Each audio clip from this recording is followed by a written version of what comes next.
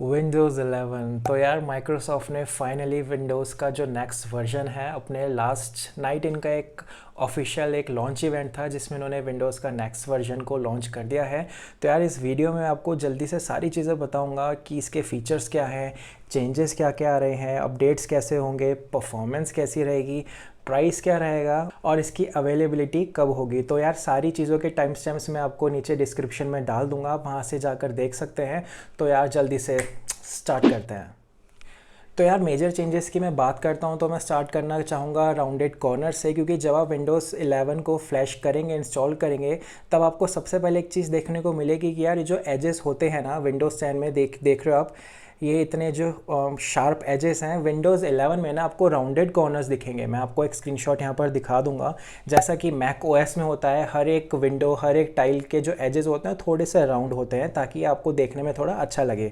तो rounded corners होंगे, smoother animations होंगे। जैसे आप विंडोज़ 10 में कोई भी विंडो ओपन करते हो तो ओपन होने का एनिमेशन, क्लोज होने का एनिमेशन, तो विंडोज़ 11 में ना बहुत स्मूदर एनिमेशंस होंगे, ट्रांजिशंस होंगे। इन शॉर्ट मैं बोलना चाहूँगा पूरा जो विंडोज़ 11 का जो यूआई एलिमेंट है ना, जो डिज़ाइन है, वो मुझे लग रहा है उन्होंने थोड़ी सी इनकी टीम ने इंस्पिरेशन ली है मैक ओएस के साथ, क्योंकि बहुत सारी चीज़ें मुझे लग रहा है कि यार सिमिलर जैसे इनकी इंस्पिरेशन है वहाँ से। तो यार दो चीज़ों की मैंने बात कर दी जो यूआई के अंडर में आती हैं। तो यार ये थी यूआई की बातें। अब मैं बात करता हूँ डिज़ाइन की। तो डिज़ाइन में सबसे मेजर जो चीज़ मुझे लगी वो थी न्यू टास्क बार। तो यार जैसे मैक ओएस में नीचे एक टास्क बार होता है जहाँ पर आप अलग अलग ऐप्स को ओपन कर सकते हो, तो विंडोज़ 11 में यहाँ नीचे की साइड एक टास्क बार आ जाएगा एक नया, जिसको आप डॉक बार भी बोल सकते हो। तो बेसिकली ये भी एक तरह से मैक ओएस की तरफ से इन्होंने इंस्पिरेशन ली है, जो काफ़ी कूल फीचर है। मैं आपको यहाँ पर स्क्रीनशॉट दिखा दूंगा डॉक बार कैसा लगेगा। डॉक बार के अलावा यार इन लोगों ने विजेट्स लॉन्च करे हैं जो थोड़े एआई बेस्ड विजेट्स हैं। लाइक आपको आर्टिफिशियल इंटेलिजेंस के थ्रू आपकी जो जो प्रेफरेंस है उसके अकॉर्डिंग आपको ना सारी यहाँ पर चीज़ें दिखने लगेंगी। फॉर एग्जांपल आपका एरिया का वेदर कैसा है, आपका जो प्रेफरेंस है, आपके जो इंटरेस्ट है उसके अकॉर्डिंग उसमें आपको न्यूज़ आएंगी, अपडेट्स आएंगे क्रिकेट्स वगैरह के, जो भी आपके स्पोर्ट्स के हैं। तो विजेट पैनल इन्होंने बिल्कुल नया निकाला है। तो यार नेक्स्ट फीचर है स्नैप लेआउट। तो यार स्नैप लेआउट में सिंपली कुछ नहीं है, मैं आपको स्क्रीनशॉट भी दिखा दूंगा।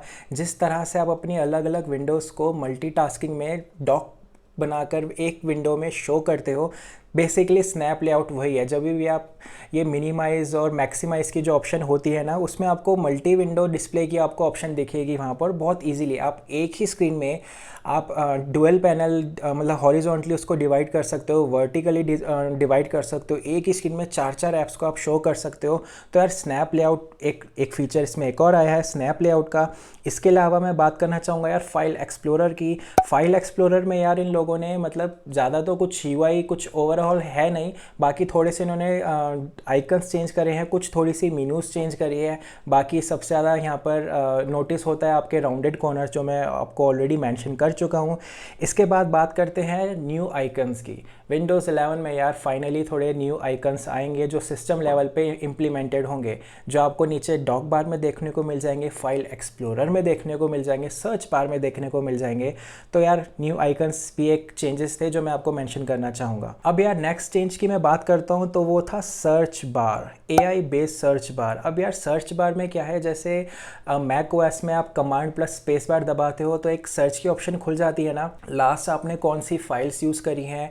जैसे फॉर एग्जांपल मैं यहाँ पर कोई ऑफिस की फ़ाइल पर काम कर रहा हूँ एंड उसके बाद मैंने उस फाइल को क्लोज़ कर दिया। अब क्लोज़ करने के बाद तो वहीं पर सेव हुई होगी जहाँ पर उसकी डायरेक्टरी है, बट अगर मैं यहाँ पर सर्च बार में जाऊँगा, जो विंडोज़ 11 का नया सर्च बार है, तो वहाँ पर नीचे सजेशन में आ जाएगा कि यार आप इस फाइल को खोलना चाहते हो। तो लास्ट यूज़ जो भी आपकी चीज़ें हैं, जो भी आपने यूज़ करी हैं, आप देख रहे हो अभी ये स्क्रीन पर सर्च बार की एनिमेशन चल रहे थे। तो यार सर्च बार बहुत अच्छी चीज़ है जहाँ पर आप अपने मेन ऐप्स को डॉक कर सकते हो, प्लस वहाँ पर आपके रिकमेंडेशंस आ सकते हैं, प्लस उसमें आप जैसा कि इसका नाम है सर्च बार, आप पूरे विंडोज़ में जैसे मैक में होता है कमांड प्लस स्पेस, आप पूरे विंडोज़ में कुछ भी सर्च कर सकते हो जैसा अभी स्क्रीन पर चल रहा है। तो बेसिकली यार ये बहुत ही अच्छी फीचर है जो विंडोज़ 11 में फाइनली इंप्लीमेंट होने वाली है। नेक्स्ट यार मैं बात करता हूँ जो मेरी पर्सनल फेवरेट फीचर है वो है एंड्रॉयड ऐप्स। आपके जितने भी आपके एंड्रॉयड ऐप्स हैं ना वो सारे के सारे विंडोज़ स्टोर में चलेंगे। फर्स्ट ऑफ ऑल विंडोज़ का स्टोर भी जो पूरा है वो भी पूरा नया आ रहा है, पूरा यूआई ओवरहॉल है। प्लस एंड्रॉयड के जितने भी ऐप्स हैं ना यार आप सब उसको विंडोज़ में चला सकते हो। मतलब कितना कूल है ना। फॉर एग्जांपल टिकटॉक की ऐप है, टिकटॉक की ऐप यहाँ पर आप चला सकते हो। मैसेंजर, फेसबुक, अमेज़ॉन, वॉटएवर जितनी भी आपकी वीडियो एडिटिंग की, गेम्स की जो ऐप्स है वो नेटिवली आपको विंडोज़ स्टोर में देखने को मिल जाएंगी, जो आई थिंक विंडोज़ 11 का सबसे कूल फीचर है। एंड इसके बारे में इतना ज़्यादा कोई बात भी अभी फ़िलहाल नहीं कर रहा है। यार लास्ट फीचर की मैं बात करना चाहूँगा, जो मेन फीचर्स में से जितनी भी मैंने सॉर्ट करी थी, एंड लास्ट फीचर थी कि यार गेम्स, जो आपके गेम्स होंगे ना उसमें ऑटो HDR की ऑप्शन होगी। फॉर एग्जांपल आपके जो स्टैंडर्ड डेफिनेशन के जो गेम्स होते हैं, SDR गेम्स होते हैं जो जिसमें HDR high dynamic range implement नहीं होती, इसमें अब क्या करेगा यार ऑटोमेटिकली ना आपका HDR इम्प्लीमेंटेशन हो जाएगा। हालांकि माइक्रोसॉफ्ट ने भी बोला नहीं है कि इसके लिए आपकी क्या सिस्टम लेवल की क्या कंपैटिबिलिटी इशू हो सकते हैं आपको, या इसकी रिक्वायरमेंट्स क्या क्या है, माइक्रोसॉफ्ट ने वो मेंशन नहीं किया। बट अगेन बहुत कूल फीचर। अगर आपके पास कोई लेटेस्ट लैपटॉप है जिसमें आपको अच्छा आपका ग्राफिक कार्ड है तो मे बी ये फीचर आपको, आपका ग्राफिक कार्ड आपको सपोर्ट कर देगा। यार ये सारी चीज़ें थी विंडोज़ के, क्या क्या फ़ीचर हैं, क्या क्या आपको चेंजेस लगेंगे जब आप फर्स्ट टाइम इसको इंस्टॉल करेंगे। सेकंड पॉइंट पे मैं बढ़ता हूँ और बात करते हैं अपडेट्स की। तो यार यहाँ पर भी ये काफ़ी इंपॉर्टेंट सेक्शन है जिसमें माइक्रोसॉफ्ट ने कहा है कि अब हम पूरे ईयर में सिर्फ एक ही अपडेट रोल करेंगे। लाइक अभी पूरी दुनिया से अलग विंडोज़ साल में 2 अपडेट्स लॉन्च करता था, एक अप्रैल में आता था और एक फॉल में अपडेट आता था। साल में 2 मेजर अपडेट्स होते थे, राइट। बट अब हर साल सिर्फ एक मेजर अपडेट आएगा, जो मतलब बहुत अच्छी चीज़ है यार। मतलब मैक ओएस में हो गया, क्रोम ओएस में हो गया, इनमें सब में एक साल में एक ही अपडेट आते हैं।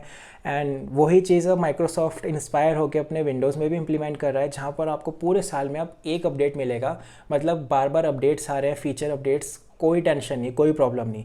प्लस यहाँ पर माइक्रोसॉफ्ट ने एक और चीज़ मेंशन करी है कि इनके जो पैकेजेस होंगे, फॉर एग्जांपल आपका कोई विंडोज़ का अपडेट आ रहा है वो 40 GB का है, फॉर एग्जांपल 4 GB का है, तो इसका अब ये 40% लेस हो जाएगा। तो आपका जो 4 GB का पैकेज है वो 40% लेस उसकी स्टोरेज आपके सिस्टम में डाउनलोड करने में लगेगा। तो ये बहुत अच्छी बात है। फ्यूचर में जो भी अपडेट्स आएंगे वो थोड़े स्मॉलर साइज़ के होंगे। यार अब बात करते हैं फीचर की, जो सबसे इंपॉर्टेंट एस्पेक्ट है।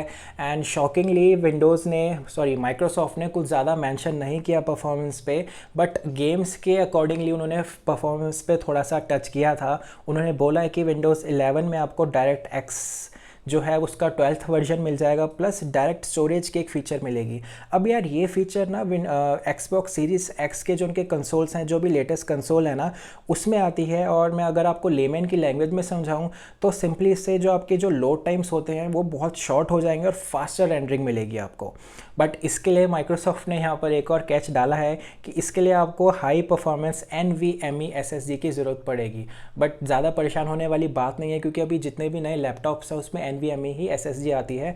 तो परफॉर्मेंस के ऊपर ये था जो माइक्रोसॉफ्ट ने ऑफिशियली बोला है। अभी हम बात करते हैं प्राइस की। तो यार प्राइस में सबसे अच्छी बात यह है कि एग्जिस्टिंग जितने भी यूज़र हैं जो विंडोज़ 10 को यूज़ कर रहे हैं, जिनके पास लाइसेंस है, उनके लिए Windows 11 as a free upgrade होगा। बट अगर आप कोई OEM है, जैसे HP है, Asus है, एंड बहुत सारे OEMs है जो विंडोज़ के लैपटॉप्स बनाते हैं, उनको विंडोज़ 11 ऑब्वियसली परचेज़ करनी पड़ेगी माइक्रोसॉफ्ट से। बट एज अ यूज़र जितने भी आप लोग इस वीडियो को देख रहे हो, आप में से किसी को ज़रूरत नहीं पड़ेगी, क्योंकि आई होप आप सब लोग विंडोज़ 10 ही ऑफिशियली रन कर रहे हो। तो प्राइस में भी ऐसा कुछ इशू नहीं है, सबके लिए एक फ्री अपग्रेड माइक्रोसॉफ्ट ने यहाँ पर दे दिया है। इतने सारे पॉइंट्स कवर करने के बाद, सुनने के बाद आपके माइंड में आ रहा होगा कि यार ये सब तो ठीक है, बट विंडोज़ 11 एक्चुअली में आएगा कब? तो यार माइक्रोसॉफ्ट ने ऐसा कुछ ऑफिशियल डेट नहीं दिया है पब्लिक स्टेबल रिलीज़ के लिए, बिकॉज इसका जो बीटा वर्जन है, जिसको आप इनसाइडर बिल्ड भी कह सकते हो, वो आई थिंक नेक्स्ट वीक आ जाएगा।